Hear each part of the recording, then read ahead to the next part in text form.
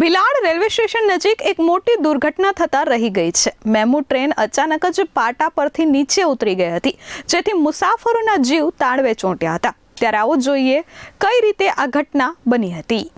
પશ્ચિમ રેલવે પાસેથી મળતી માહિતી મુજબ વિરાર ભરૂચ મેમુ ટ્રેન આજે વહેલી સવારે ભિલાડ રેલવે સ્ટેશન પર પહોંચી હતી।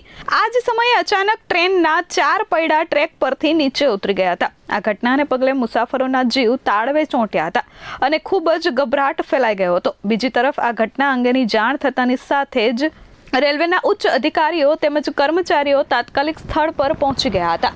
દ્રશ્યમાં તમે જોઈ શકો છો કે ટ્રેન જ્યારે પાટા પરથી ઉતરી ત્યાંના લાઈવ દ્રશ્યો સામે આવ્યા છે।